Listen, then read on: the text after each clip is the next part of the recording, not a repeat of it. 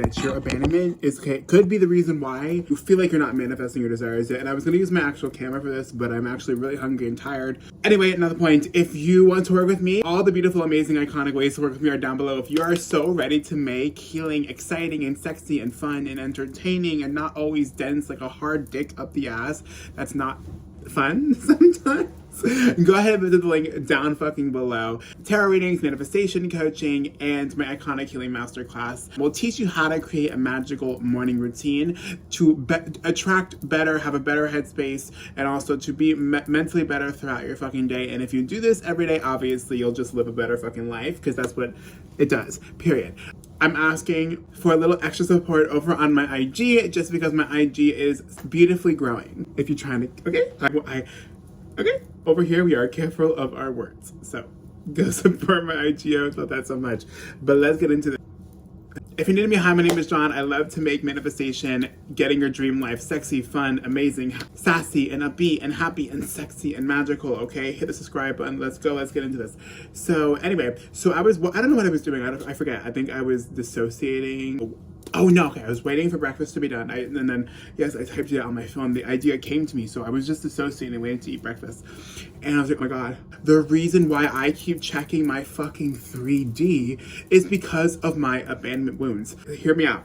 And of course, your journey might be different. Listen, I don't want to sit here and unpack my abandonment wounds. That's not what this video is for. You guys know, in a nutshell, basically, I don't know my father, and I just feel like my mother did her best, cared about me in her own way, but left me with abandonment wounds. That's all I'll say. Okay, so yeah, I found, and when I see checking the 3D, for me it's my views, specifically views, because I'm someone that can feel that he's supposed to be a full-time creative. I'm someone that wants, you know, if we want to set a metric to it, I want to hit 1 million followers on TikTok. I want to like have those experiences of being on tour and on red carpets. So I'm kind of a little addicted to looking at the views, because I'm someone with abandonment wounds. I outsource my validation.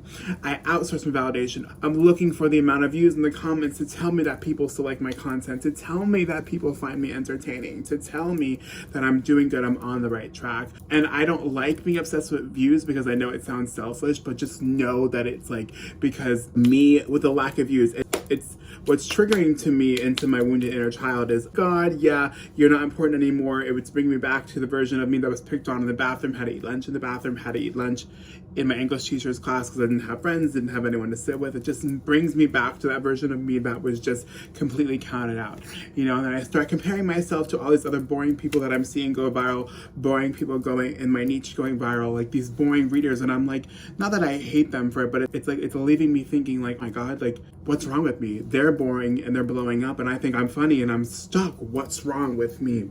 And babe, it's like, oh my God, like, you're still outsourcing your validation, because if you don't have people telling you that you're worthy, telling you that you're loved, telling you that you're needed, you don't feel that. You feel alone. And obviously it's my own journey to kind of fix within me, right? I'm not looking for pity. I'm just kind of explaining how I got to this realization that some of you might resonate with. I was like, my God, it's my abandonment wounds, right? Because I think that I don't deserve good things, because I'm always left out. I'm always like a last thought for someone, an afterthought for someone. Nobody really cares about me.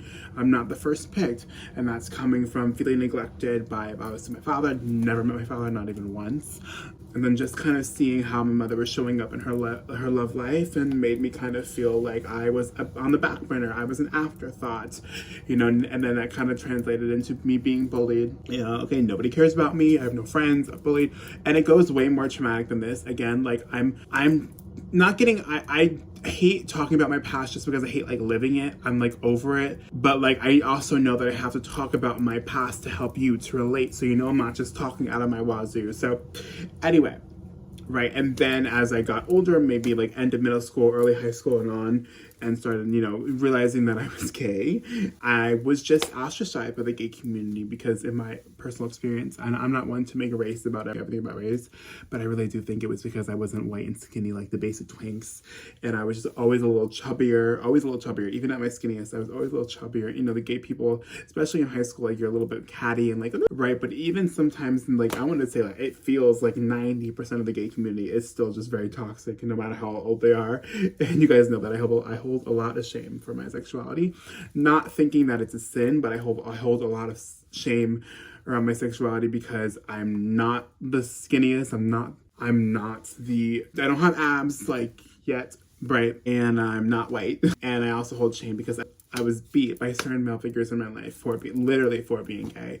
I remember someone that used to be in my life went on a whole like Facebook tirade, is that a word, or tirade or whatever, about how like being gay is so bad, like, and like talking about me because it was someone that dated my mother, so talking about me.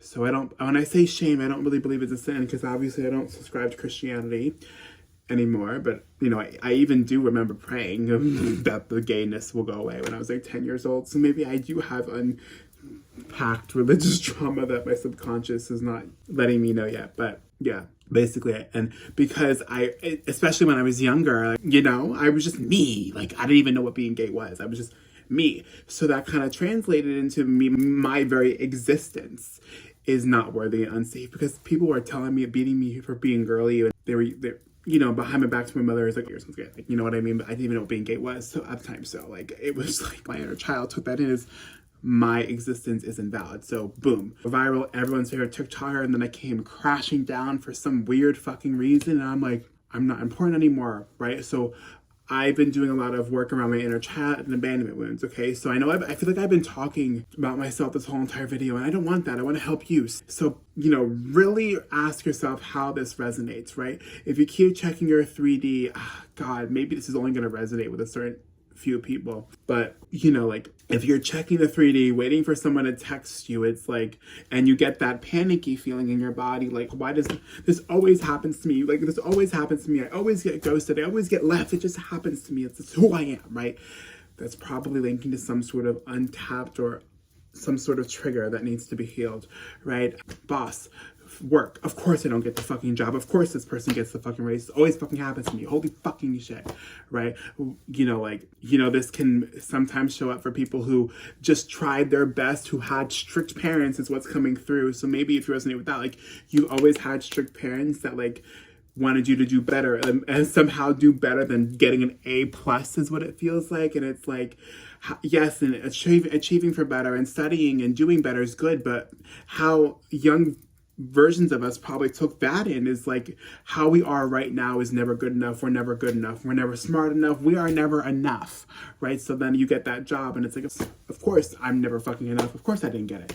I tried. My best has never been good enough, and it's never good enough now, right? So obviously that's a trigger that needs to be healed, right? From if you have a business, right, and you're starting to beat yourself up because the views, the numbers weren't there, ask yourself, what is this really triggering my inner child, right? Again, for me, it's not really the fact that my views are low that's triggering. It's not the views literally. It's because now my inner child is going back, is feeling like he was feeling when he had ate lunch in the room when he couldn't even use the bathroom because the males in the bathroom would make fun of him. The person that couldn't even participate in gym class, even though he wanted to because he was afraid to change because when he was in the locker room, people kept pushing him and bullying him. I don't feel comfortable changing in here with them. So I was just getting picked on for my whole existence. So that is why I just feel like, that's why sometimes I still feel like I'm not worthy because I'm a fucking cocksucker. But like, there's a reason why God made me a cocksucker. It's because I have to help all the other cocksuckers in the world remember who they are, even if they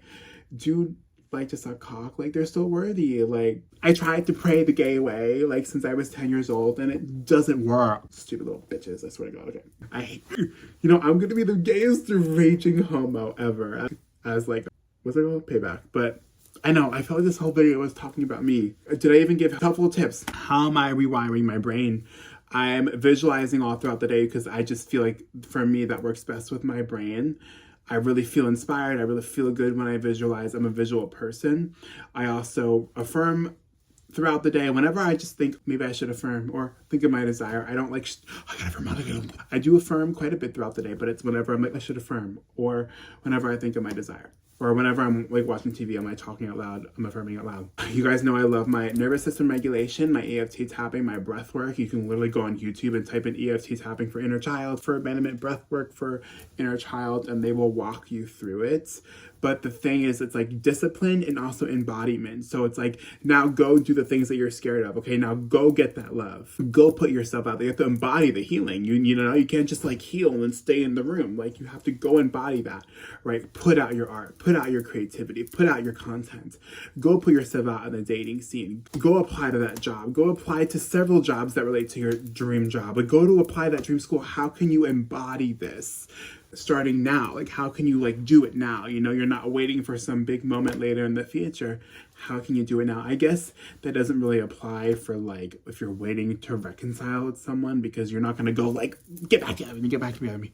I think that's like the rare exception for this. Like, if you're trying to manifest like a person back, I say the embodiment is going out there and embodying that like newfound confidence. So being happy more, smiling more, like knowing that you're beautiful, wearing the fragrances, the jewelry, the makeup or the no makeup, and the outfits that are making you feel embodied, that newfound confidence, that newfound happiness that looks so fucking good on you. All right, so work through your abandonment wounds, you sexy ass icon, so you can feel safe knowing that everything is going to work out for you, and the love is not going to leave you, the money's not going to leave you, the content, the people, the view, the fan base, they're not going to leave you. Everyone loves you, money loves you, the person loves you, that career loves you, that location loves you. Like, you are just a radiant magic, a radiant ball of magic, okay? So I should just cut myself off before I keep on rambling.